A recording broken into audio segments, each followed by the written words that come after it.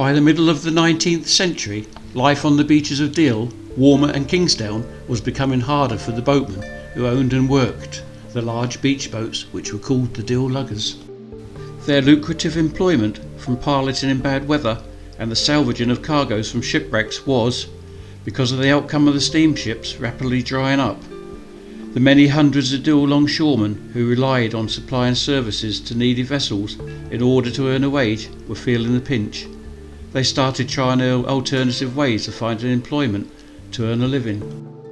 Commercial fishing was an alternative to earn a living, but not a favourite occupation with the boatmen, as it meant putting in many hours at sea with sometimes little return. Summer catches made by boatmen in their luggers would be made up from large shoals of mackerel which frequented the downs and as far out as the back of the Goodwin Sands.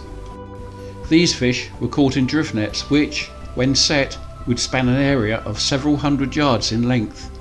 Mackerel mainly swam at mid-water, not very far down, and as they struck the nets, which were drifting on the tide, they would be caught by their gills in the mesh of the net. After 3 or 4 hours, the catch was usually enough, and the nets were hauled aboard.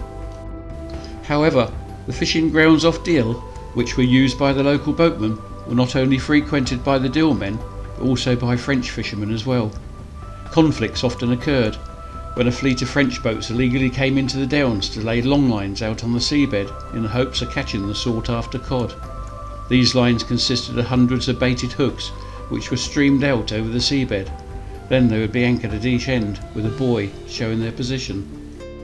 At times, when the Deal luggers shot their drift nets, they would, on occasions, entangle with the French long lines. The Deal boatmen had no choice but to cut away the buoys and dans, so their nets could drift safely with the tide. Thefts of the local nets were not unknown, along with the costly damage, with one Kingsdown lugger losing 200 to 300 pounds worth of her nets over a period of time. It came to a head when in June 1859 a fleet of 18 French fishing vessels made their way to the inshore waters off Deal. This was contravening the Fishery Convention, which was in force at the time. The Deal luggermen's nets were being cut with impunity by the French fishermen, and the French took no notice of the grievances which were hurled from the Deal boats. Although the law was being broken, the French had their own fishery protection vessel which accompanied them. The skipper, Edward Foster, and crew of the North Deal lugger Mary Blaine took their own course of action after their complaint to the French fishing protection boat was ignored. They went alongside one of the French fishing luggers and boarded her.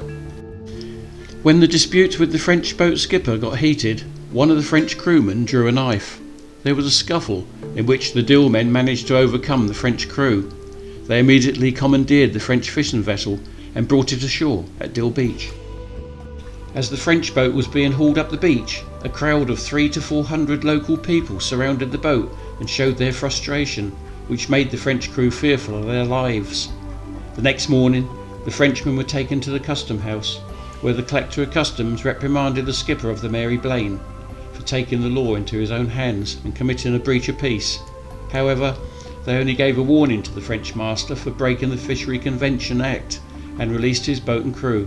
Needless to say, they rapidly set sail away back to France. Nevertheless, this occurrence did not go unnoticed and prompted the British government to send the Admiralty steam tender HM Lizard to deter any more disputes between the Deal and French fishermen. The incident was also noted in the local paper, the Deal Telegram, with a report stating that "We congratulate our fishermen in having at length obtained the protection to which they have been so long entitled, and we trust the government will continue to watch over their interests and thus avoid these serious disputes in the future, which might involve far more serious consequences given the present state of the continental power."